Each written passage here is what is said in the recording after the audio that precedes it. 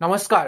আজ কথা বলা যাক এমন এক জগৎ সংসারের রাজার ব্যাপারে যিনি একটা স্থানীয় রাজা নন, যিনি স্থানীয় প্রজাদের কল্যাণের কথা ভাবেননি, যিনি জগৎ সংসারের প্রাণীদের কল্যাণের কথা ভেবে অনেক প্রজন্মের আগের কথা ভেবে যিনি অনেক কথা বলে গেছেন, অনেক কথা লিখে গেছেন।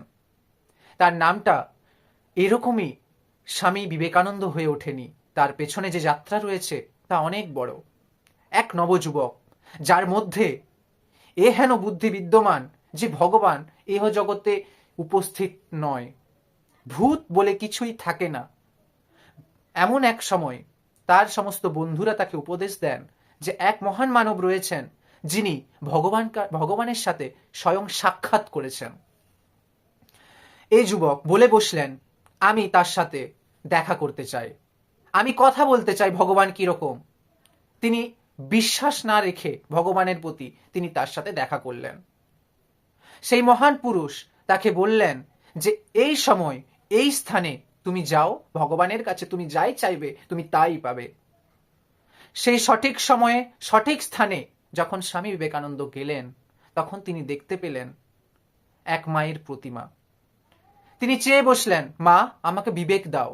আর সেই যে বিবেকের লড়াই তিনি শুরু করলেন, তিনি জগৎ সংসারের জন্য যে লড়াই শুরু করলেন, তিনি আজও প্রতিটি মানুষের কাছে, জগতের প্রতিটি মানুষের কাছে বিবেকানন্দ হয়ে বসে আছেন রাজ সিংহাসনে।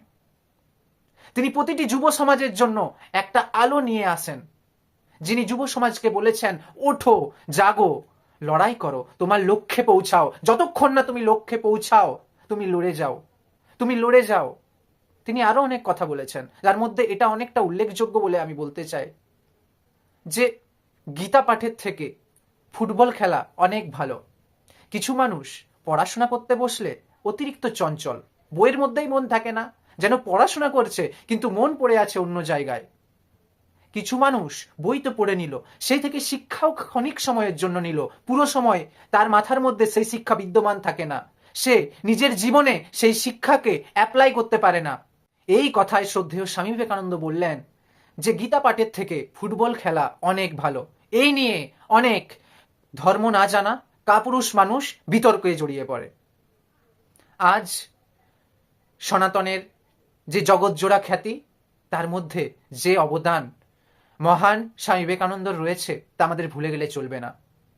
আজ বঙ্গ, সারা বঙ্গ তোমার নামের জয়গান গায়। আজ সারা বঙ্গ তোমার নামে গর্ববোধ করে। আজ সারা ভারত তোমার নামে গর্ববোধ করে। আজ সারা ভারত তোমার জন্মদিনের দিন যুব সমাজের দিন বলে গণ্য করে।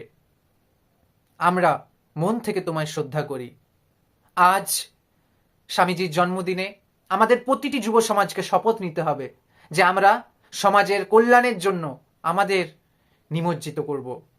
আমরা লড়ে যাব আমাদের সমাজের কল্যাণের জন্য। আমাদের সমাজকে শিক্ষা, স্বাস্থ্য, প্রতিটি জায়গায় অর্থনীতি, সামাজিক উপস্থিতি, সব জায়গায় নিজেদেরকে প্রমাণ করতে হবে আমরা শ্রেষ্ঠ। নমস্কার।